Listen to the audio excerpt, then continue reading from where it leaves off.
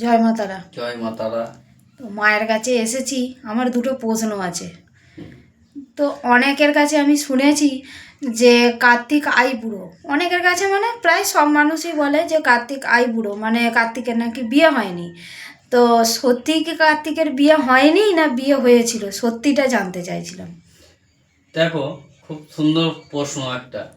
সবাইকার মুখে মুখে প্রজ্বলিত আছে যে আইবুড়ো কার্তিক। কিন্তু আসল সত্যটা হলো কার্তিক কিন্তু আইবুড়ো নয়। কার্তিকের দুটো বিয়ে, ঠিক আছে? কার্তিকের দেব সেনাপতি কার্তিক বলা হয় কেন? সবাই ভাবে দেবতাদের সেনাপতি বলে দেব সেনাপতি কার্তিক বলা হয়, কিন্তু না। কার্তিকের স্ত্রীর নাম দেবসেনা। দেবসেনা হচ্ছে কার্তিকের স্ত্রী, সেই জন্যে দেব ও সেনাপতি কার্তিক, ওই জন্য বলা হয়। কার্তিক কিন্তু আইবুড়ো নয়। কার্তিকের বিয়ে হয়েছে। আমরা যে ছট্টি মায়ার পুজো করি, যে ছট পুজোর যে মা ষষ্ঠী, এটা কিন্তু কার্তিকের স্ত্রী, বুঝতে পারলাম? আচ্ছা, আর আমার আরেকটা প্রশ্ন ছিল যে কার্তিকের 6টা মাথা, শরীর একটাই, এটা আমি কিছু কিছু জায়গায় শুনেছি বা আপনিও বলেছেন আমাকে।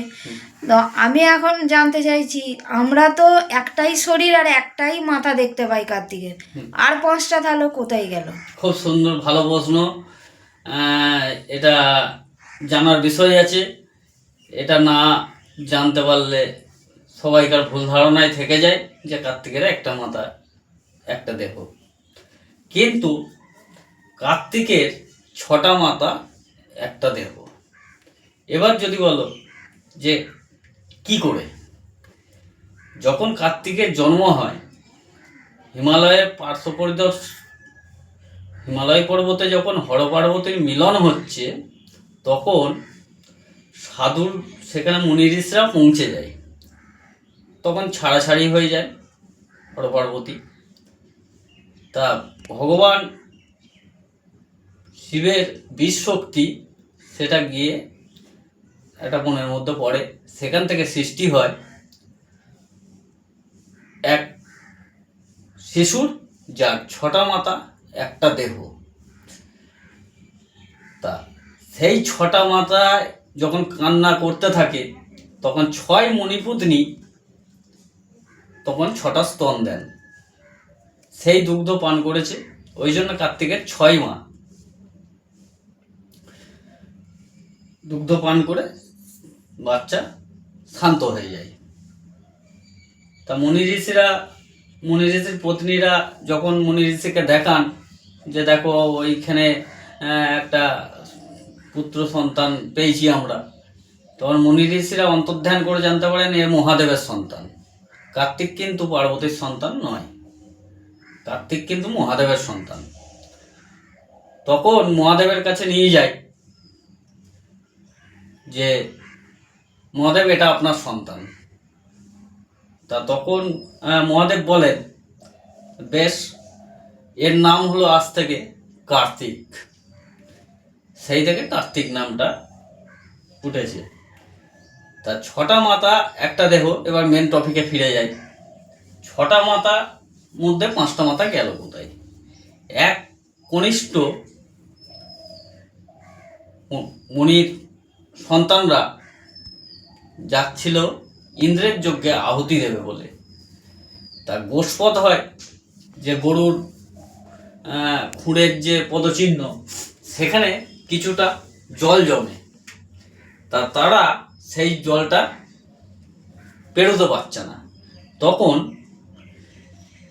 5টা মাথা রহস্য করেছিল, একটা মাথা হেসেছিল। তখন সেই ঋষিগণ তাকে অভিশাপ দেয় যে তোর 5টা মাথা সঙ্গে সঙ্গে মর্তের মাটিতে খসে পড়ে। সঙ্গে সঙ্গে তার 5টা মাথা মর্তের মাটিতে খসে পড়েছিল।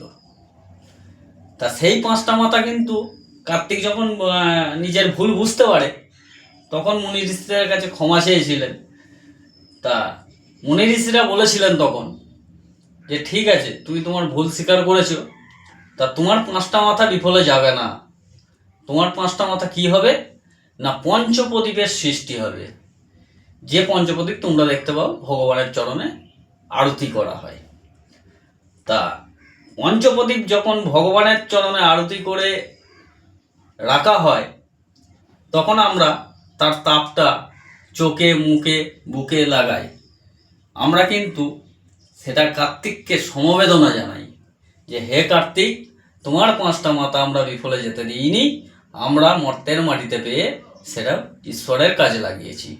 বুঝতে পারলাম? জয় মাতা। জয় মাতারা।